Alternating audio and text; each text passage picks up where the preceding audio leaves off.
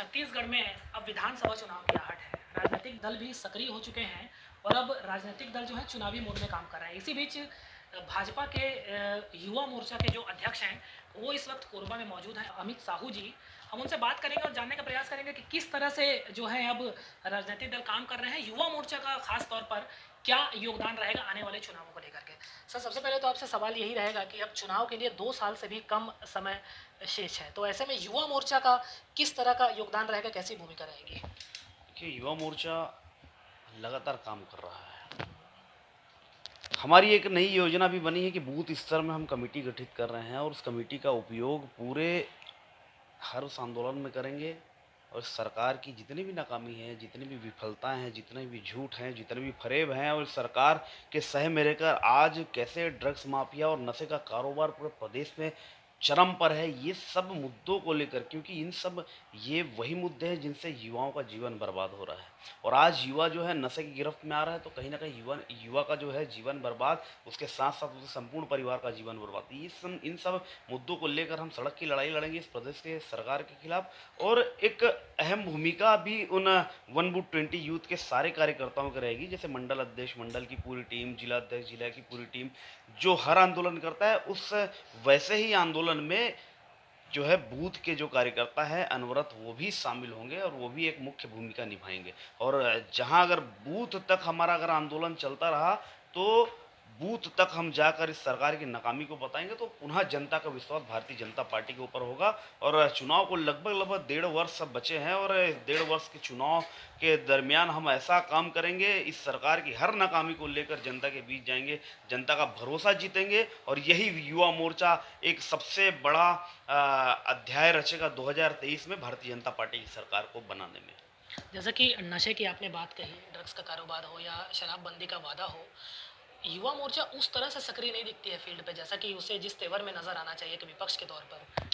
देखिए, सरकार के पास अभी विगत 2 साल से एक बहाना और एक कोविड के प्रोटोकॉल को लगाने का वो था, वैसे में आंदोलन नहीं हो पाते थे। मगर हमने कुछ दिनों पहले इन झूठे कांग्रेस को और इनके सारे के सारे मुख्यमंत्री सहित सभी मंत्रियों को मिलाकर कुल 70 विधायक कांग्रेस के होते हैं, सिर्फ महिला विधायकों को छोड़कर हमने भारतीय जनता युवा मोर्चा के एक कार्यकर्ता ने उनके घर में प्रतीकात्मक रूप का एक शराब का बोतल उनको भेंट किया था और उनको वादा याद दिलाया था कि यहाँ की महिलाओं से आपने वादा किया था और उन महिलाओं ने आपका भरोसा जीत कर आपकी पार्टी को वोट दिया था। इसलिए हमने उनको वादा याद दिलाने के लिए स्वयं मैं मुख्यमंत्री निवास के लिए गया था शराब की बोतल लेकर मुख्यमंत्री को भेंट करने के लिए।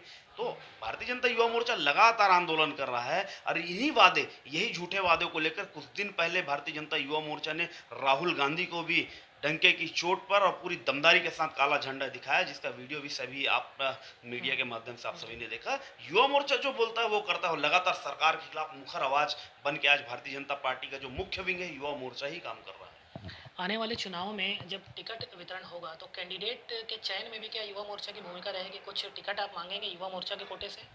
देखिए, भारतीय जनता पार्टी का मैं एक छोटा सा सिपाही हूँ। भारतीय जनता पार्टी का शीर्ष नेतृत्व तो भारतीय जनता पार्टी के तमाम मुखिया, जो हम युवाओं को जो आदेश देंगे, हम वो युवा हैं, पार्टी के हर उस आदेश का सम्मान करते हुए हर उस आदेश का पालन करेंगे। अगर भारतीय जनता पार्टी को लगता है कि युवा मोर्चा को भी मैदान में, चुनावी मैदान में उतरना चाहिए, तो युवा मोर्चा उसके लिए भी तत्पर है और भारतीय जनता पार्टी के हर उस काम के लिए जो हमारा शीर्ष नेतृत्व तय करे उसके लिए आतुर है युवा मोर्चा काम करने के लिए। कांग्रेस की सरकार ने छत्तीसगढ़ में अभी एक महत्वाकांक्षी योजना लॉन्च की है, राजीव युवा मितान क्लब।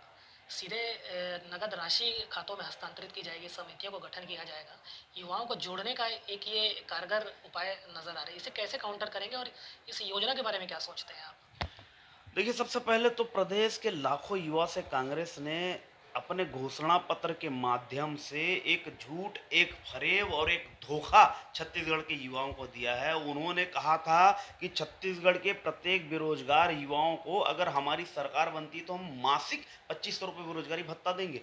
मगर आज 20 लाख से ज़्यादा रोजगार कार्यालय में पंजीकृत बेरोजगार हैं। आज तक एक नया पैसा एक बेरोजगार युवाओं को नहीं मिला। और ये बात करते हैं 5 साल की मिशन की, इन्होंने राजीव गांधी मिशन क्लब का गठन किया है इन्होंने, और आगामी 5 वर्षीय योजना बनाई। सबसे पहले तो ये योजना ही हंसी का पात्र है, क्योंकि 2 डेढ़ साल बचे हैं आपकी सरकार को। यहाँ की जनता, यहाँ की युवा, यहाँ की महिलाएं, यहाँ का सारा जनमानस आपको जिस प्रकार से कंधे में बैठाकर, अपने सर में बैठाकर आपकी सरकार को लाया है, वैसे ही लात मार के आपकी सरकार को भगाने वाली है। और ये जो राजीव गांधी मिशन क्लब का जो इन्होंने गठन किया है, ये सिर्फ और सिर्फ अपने कार्यकर्ताओं को सरकारी खजाने से पैसा देने के लिए ये योजना बनाई है। ये अपने कार्यकर्ताओं का एक समूह इकट्ठा कर रहे हैं, जो सीधा पैसा ना देके सरकारी खजाने को खाली करने के लिए, छत्तीसगढ़ की जनता की गाढ़ी कमाई को अपने कार्यकर्ताओं को वितरण करने के लिए गली गली मोहल्ले मोहल्ले में ऐसा क्लब का गठन कर रहे हैं। जब चूंकि इनके कार्यकर्ता लगातार ड्रग्स माफिया के रूप में काम कर रहे हैं, लगातार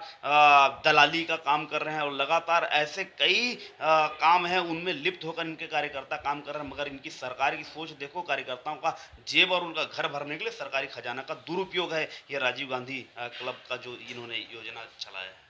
खुद ही कह रहे हैं कि सरकारी खजाने से राशि जाएगी, तो इसकी क्या गारंटी है कि जब पैसे जब खातों में हस्तांतरित होंगे तो युवा मोर्चा के जो कार्यकर्ता है उस ओर आकर्षित नहीं होंगे? नहीं, बिल्कुल नहीं होंगे। देखो, हमारे पार्टी और हमारे जो कार्यकर्ता हैं, हमारी विचारधारा भारत की संस्कृति की है।